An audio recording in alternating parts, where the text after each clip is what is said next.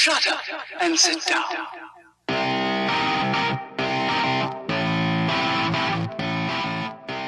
Good evening everyone, it's your man of the hour, the Tower of Power, the living legend of professional wrestling punditry. Hello, my name is Lee Hazel, and this is the SteelChair Show, where we stare into the abyss between what fans want from a wrestling product and everything that WWE actually puts out. This week, it's Raw's very first brand exclusive pay-per-view Clash of Champions. After Samckdown sped out of the gate with Backlash, a show whose mantra was better than it had any right to be, it's now the turn of the Raw roster to show us what they can do with their first brand exclusive pay-per-view. As is tradition with videos like this, we start off with the dark match, which is Nia Jax versus Alicia Fox. Valiant effort by Fox, she comes right out of the gates trying to take her opponent down, but ultimately she gets punished by the pure strength of Jax, and it's just too much for her. I did think at one point Fox might take it via comedic antics. Oh look, ha ha ha, Alicia Fox beat Nia Jax, which would probably lead Jax into a straight rage and just destroy her in a post-match beatdown, but no, they go for the clean, dominant win. When the event started proper, the first match on the card was for the tag titles, Gallows and Anderson. Do they still get called the Club? They haven't been called the Club in a while, have they? I really hope they let that one die. Having them called the Club without bullet in front of it is like having your favourite flavour crisps without the flavour. Anyway, it's Gallows and Anderson versus the New Day.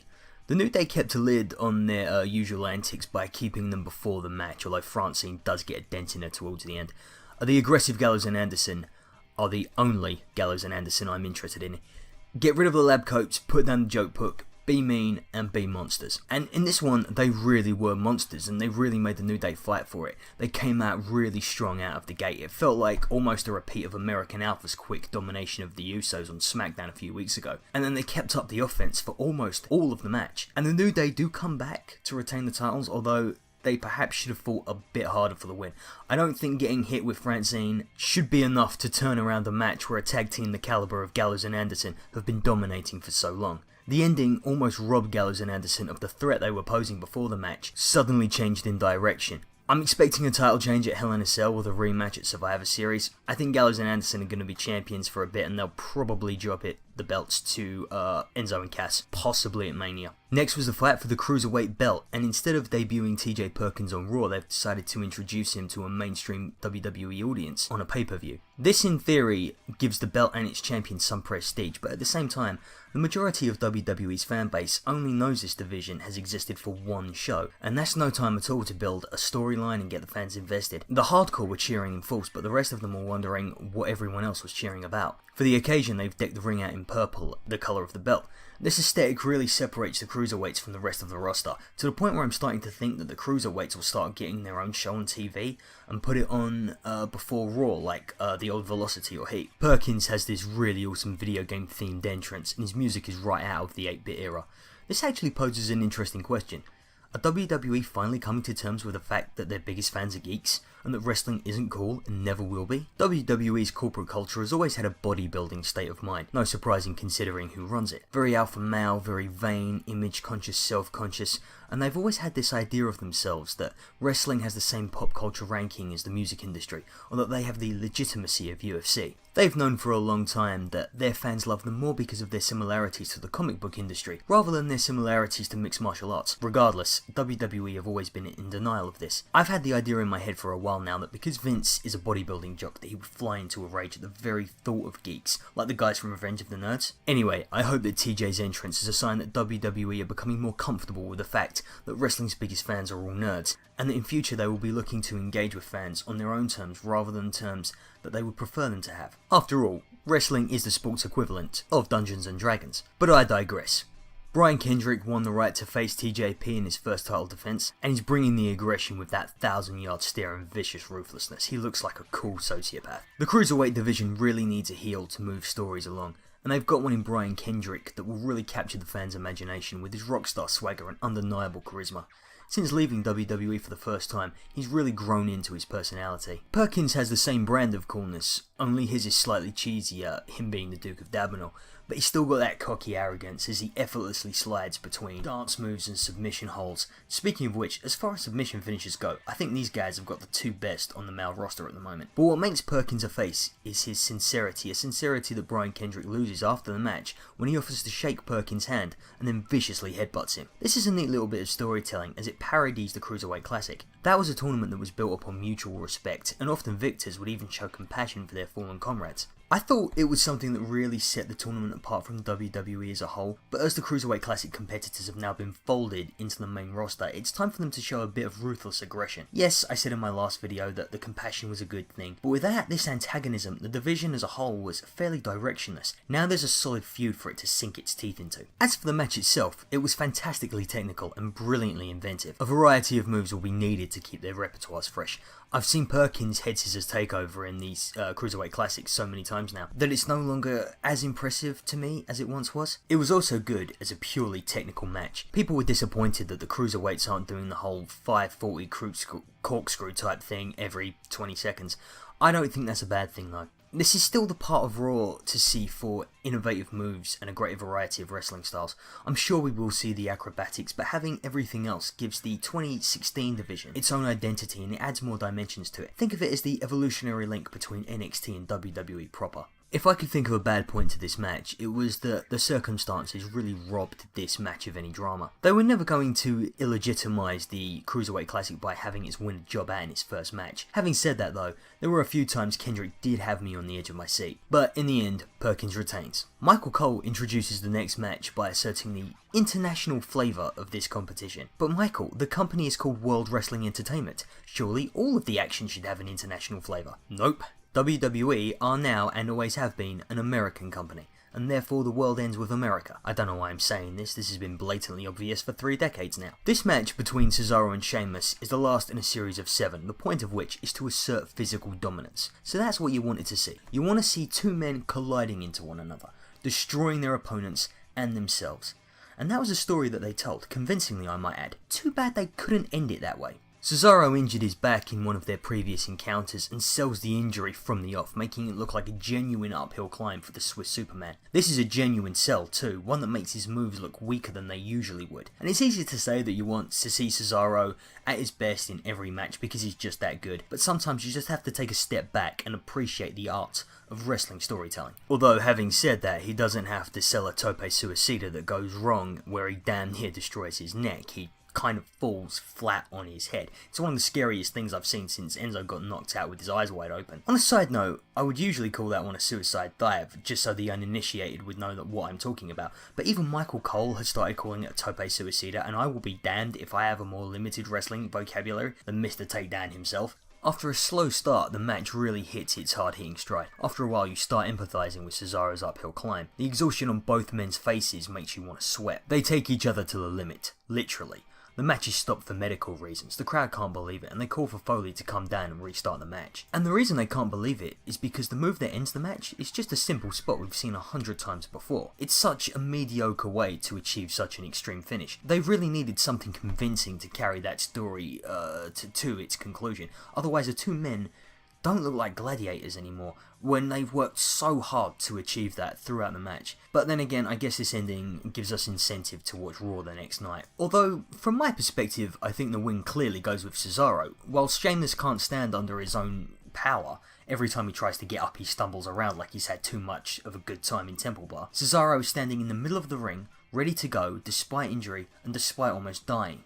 Zayn vs Jericho is next, and I'm not sure if WWE know what to do with Zayn outside of Owens. It's a fine match and the kind you know both Zayn and Jericho excel at providing, but the story just doesn't push Zayn any further. If anything, it makes him more dependent on Owens' character. Zayn needs to find a direction of his own, and soon. Like I said before, he should have been drafted to SmackDown where he can fight for the Intercontinental title. That is the kind of level that would fit him like a glove, and The Miz would be a fine opponent. Jericho continues with his excellent heel work, and it seems that every time Jericho gets prominent, people hail it as the best work Jericho's ever done. It isn't, look back to the Attitude Era for that stuff, but it is a testament to his hard work as an entertainer that's are always the narrative the fans create around him every time he comes back, and the way he gets in Sammy's face, it's easy to see why Sammy gets so infuriated. Now, unfortunately, Sammy does lose despite the fact that he really does need the win a lot more, and the ending is out of nowhere too. I had to rewind it 3 times just to see it, but it was a perplexing end to what was a really good match. I'm expecting this to go 3 rounds, with Sammy winning at Hell in a Cell and again at Survivor Series, although considering how crowded that card will be with the 2 rosters on one show again, will it even make the show? I mean, will it be a dark match or will it be resolved on Raw? I mean, it isn't for a belt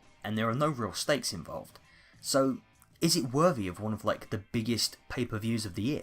For Zayn's sake, I certainly hope it is. On to the next match, and once again, the women have the match of the night. Charlotte, Sasha, and Bayley tore it the fuck up. WWE from here on out, instead of giving the women more matches, simply seems like they're going to populate good matches with more women. That's progress, I suppose. But what is slightly less progress is that while SmackDown is giving all of its girls a chance, Raw is giving all of its star power to the 3 horsewomen. Now, I'm hoping that when Paige gets back from suspension she can help break things up a bit, but for the moment, Charlotte, Sasha and Bayley seem to have a monopoly that's not really healthy for the division. Now, this really was a great match, probably better than even the one we got on Mania, and this is really the best we've seen out of these former NXT champions since NXT. Charlotte especially has this added viciousness and ruthlessness. Charlotte has a massively dominant showing during this match, and it's the first real time she's looked like a proper champion for a whole reign. Just goes to show you what happens when she's the centre of attention and not Papa Rick. So many near tap outs in this match. There are also so many failed bank statements that you really think Sasha's moment has passed, but you still genuinely don't know who's going to win. Great sign of a match when you're on the edge of your seat at every pinfall or every submission attempt. Charlotte retains, which before the match I would have been unhappy about. I'd have loved to have seen the belt go back to Sasha, but watching this match, Charlotte has really come a long way as a dominant heel, and I'd really like to see her carry that belt for a long time yet. Anyway, onto Rusev and Reigns as they fight for the United States Championship. Firstly though, I don't care how big a star you want your guy to be, the champion comes out last. That isn't the champion's privilege, that's the belt's privilege. The belt always has to take precedence. Otherwise, what are they fighting for? What are they striving for? Reigns coming out after Rusev telegraphs WWE's protection of Reigns, so much so that they only have themselves to blame, and this is setting up my second point, when the American crowd choose a communist over Roman Reigns.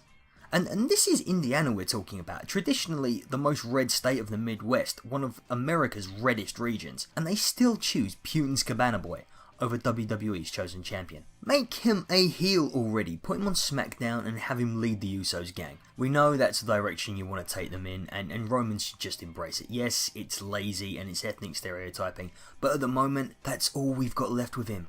Just make him a heel. Otherwise, this is a really hard-hitting matchup, but one that is very predictable for a Roman Reigns encounter. Lots of grabbing and throwing, lots of tossing people into barriers and on top of announce tables and the like. But predictability doesn't necessarily have to mean bad. Like the Sheamus Cesaro match, this one was exhausting to watch both men crash into one another for almost 20 minutes. But typically, Reigns wins, and finally something of consequence happens on this show. And that was really the only one thing that was missing from this, the inaugural Raw Bland exclusive pay-per-view? That's a Freudian slip. Brand exclusive pay-per-view. Although, after neither the tag nor women's titles changed hands, it almost felt inevitable that this would be the match to make Clash of Champions feel important. You know, and they had to do that after SmackDown's Backlash gave us 3 new champions. You know, they can't possibly be shown up by the B show, can they?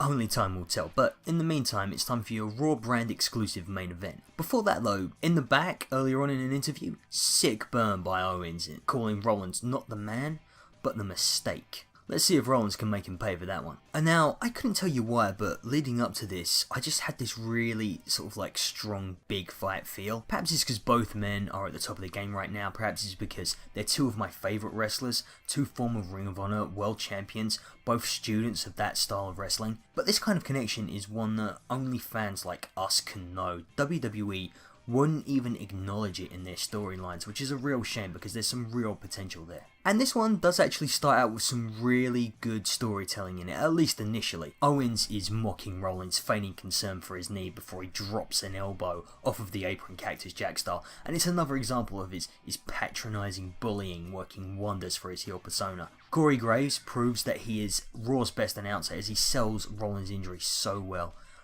Owens towers over the downed Rollins. He gets slammed from pillar to post with Owens' 270-pound frame. But as we near the end of this match, we have to ask ourselves, is Owens just a 2016 Seth Rollins relying on his boss and mentor to get things done, while the booking surrounding him makes him and his championship reign look really weak? Now, Triple H might not show up physically, but he's there spiritually. Rowan shows he's in Triple H's stable by paying tribute to his master's old faction, giving it the old suck it to the ref. Rollins responds in kind by doing the same thing right before a pedigree. Jericho interferes. Not Triple H, but Jericho by coming down and putting Owens' leg on the ropes during a pinfall. And so botched was that spot that even Corey Graves cannot believe that the ref didn't see it. And Corey is correct when he says that Jericho's interference ruined the match. And I think despite his heel commentary persona at the moment, the saviour of misbehaviour shares our exasperation at the booking ruining that result. So, after a quality night of in-ring action and fairly tame booking, leaving the wrestlers to do the talking for themselves, the final match makes the mistake of not only having a run-in, but a run-in that overstays its welcome. Jericho had no business being in that match, but as long as Triple H is protecting his image by not coming out on Raw shows, while Raw is competing with Monday Night NFL, therefore he can blame others for the bad ratings, the story will not get the prestige that it deserves. So with all that said, and Owens still being champion, this was another pretty good B-show to add to a collection of pretty good B-shows this year, about on par I'd say with Backlash. However, rumblings online have already pointed to this show being met with apathy. It appears pay-per-view fatigue has started after only 2 shows in the new system, and that doesn't bode well. And if it really doesn't work, what do you think will happen? WWE shows restraint and goes back to 12 specials a year? No, they won't do that. They will march forward with this structure and they will create more exciting, and I'm using inverted comments there, wrestling with more booking, overstuffing the matches and exerting creative control over the wrestlers. In short, they will go back on all of the lessons they've learnt in the past couple of years and go back to the bad old ways. And I think we need to get a little bit more infused for the future or face a terrible regression. Well, there you have it folks, that was a SteelChair shot. Thank you for listening to all of my ramblings, and please don't forget to like, subscribe and comment if you agree or disagree. And check out the mag below, and I'll catch you all on social media.